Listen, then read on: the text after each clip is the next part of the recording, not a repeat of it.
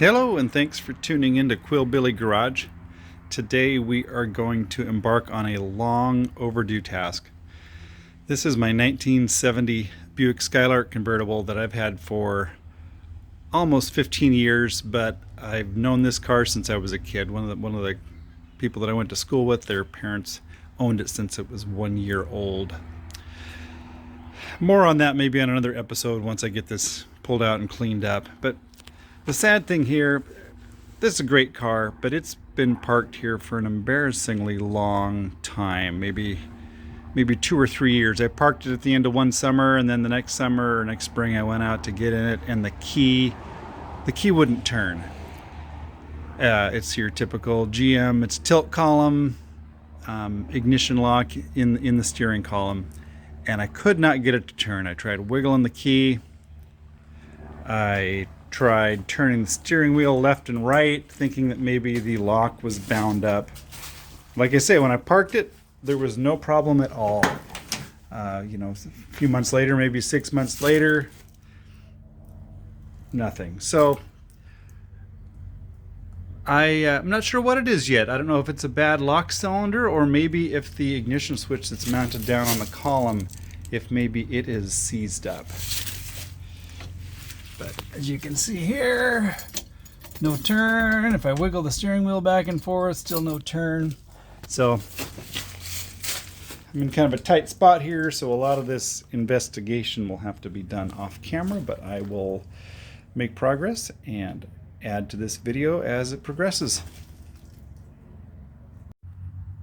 What I've done so far is I've pulled this lower trim piece off the dashboard, and I undid the two nuts that hold the steering column up, and as you can see here, I've dropped the steering column down.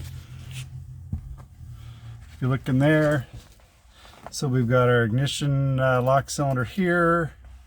You can see in here, here's the rod, kind of tight. Here's the rod that the ignition cylinder pulls on or pushes on, whatever the case may be. And back under there, you can see mounted on top of the steering column. I guess I can barely reach it. Right there is the ignition switch. One thing I've noticed, I said before that the key won't turn at all. Well, it will turn back to that back accessory position. Can't see it on the camera, but trust me, it turns back. And when it does, look over there, and the radio powered up, so it is switching the switch down below. However, it won't go forward, so I still don't know if it's a lock cylinder issue or if the switch down there on the column, if it is locked up. So for my next step, I am gonna unbolt that switch. There's two, see if you can see my fingers under there. There's a one there, there's a little bolt there, a little bolt there. I'll take those out and get the switch off of the rod. Then I'll try turning the key forward. And if the rod moves forward, I'm going to assume that I need a new switch or need to get it freed up. If the rod doesn't move at all going forward, I will look further into the lock cylinder or something else in the upper part of the column.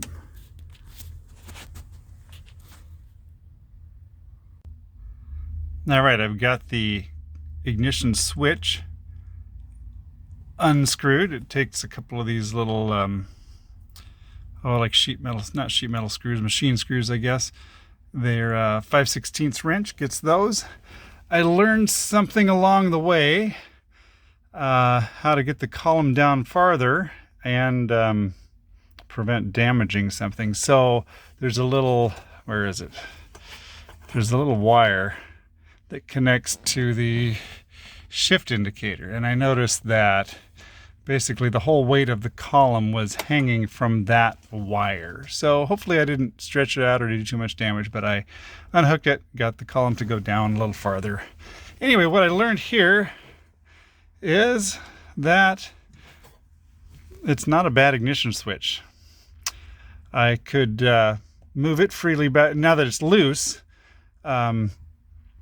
I tried turning the key still would not turn forward.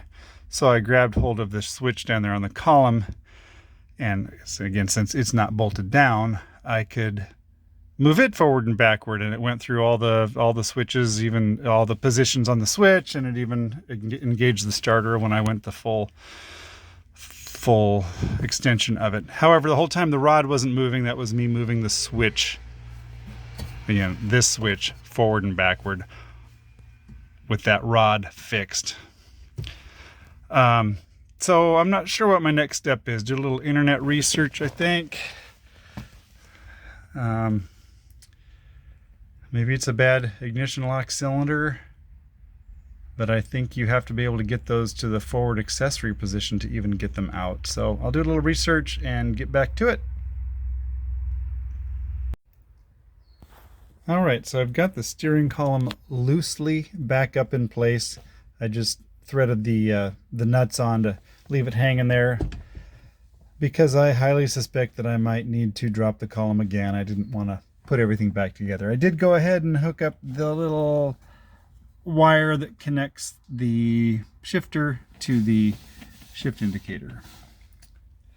So after entirely too much time going back and forth to my house and back here to where the car's parked, trying to find the right length bolts to use this puller to pull my steering wheel off. It's a holiday today, so the hardware store, which is walking distance, was not open, which that's all right. I finally found them. And so the next step, I'm going to pull the steering wheel off and see if I can get into that switch. I still haven't figured out what to do about the fact that I can't turn the switch into the run position. My understanding is that to be able to release it and pull out the lock cylinder, that this has to be in the run position. So we will cross that bridge when we come to it. I've watched a few YouTube videos, but none yet that address how to do that. One thing here, we'll take a pause and a nod to my grandmother using this wrench here. And I remember back in the late 80s when I was first gathering tools for my tool collection to work on my car. She asked what I wanted for Christmas, and one of the local, one of the big box stores that you need a membership to get in was selling a set of these, both standard and metric. And I still have them today. All right, thank you, Grandma. And we'll get back to working on the car here. Steering wheel came off pretty easy, just a couple of turns on that puller and it popped off. Then I removed this plate with it was held on with 3 Phillips head screws. And now what you see here is what's called a lock plate tool.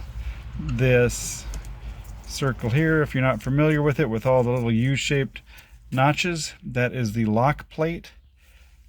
There's a little pin here that sticks in it, and that's what locks your steering. So what this tool here does is it pushes in on the lock plate, and then there's a little clip that I can pull out.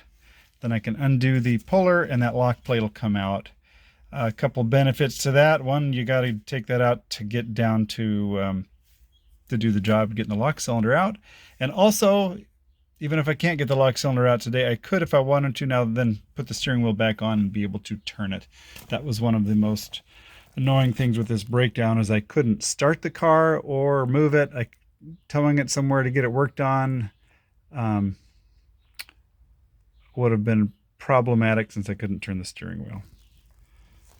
I'll make a little more progress and check back.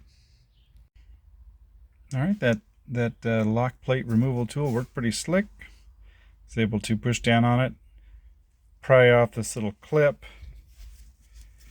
Then the lock plate slid right off. This is the contactor and button that makes the horn button work. So that slides right off. Then the spring slides off. That's the spring that holds tension on this horn button mechanism. Notice the back side has a metal ring around it that grounds out on that. So next I'll have to take the turn signal knob off, and then I think there's a couple of screws, one right there, and a third one there, and I should be able to pull the turn signal assembly out. And then from there we'll see what we can do with the lock cylinder. Here's what it looks like with the turn signal assembly pulled out. One little step that I forgot to tell you about. There's the little hole in the side here. That's where the knob sticks out for the hazard lights. I had to unscrew that to be able to pull this out. And if you look in there, see, I'll point out it with my screwdriver. That little slot right there, you should be able to push in with a screwdriver or a flat piece of metal and release the lock cylinder. Now, my understanding was that you had to have the key in the run position, which I can't accomplish, to be able to access the spring-loaded piece of metal that you got to push on to release it. So we're going to give it a shot, see if I can do this with just two hands. So I'm going to stick that in there. Got the screwdriver in that slot, pushing in. See if I can get this cylinder out. And there it is. You can see, get it on my lap here. That is what I was pushing on to be able to release it. So that is the first time I've done that in a long time. Like I say, I didn't think it was doable without being able to turn the key. So that pretty much concludes the project today. Getting this apart. I will order a new lock cylinder and put it back together, and hopefully everything goes back together normal and works. So thank you for tuning into this episode of Quillbilly Garage. Hope you enjoyed it. Hope you will like this video and maybe even subscribe to my page. Thanks for watching.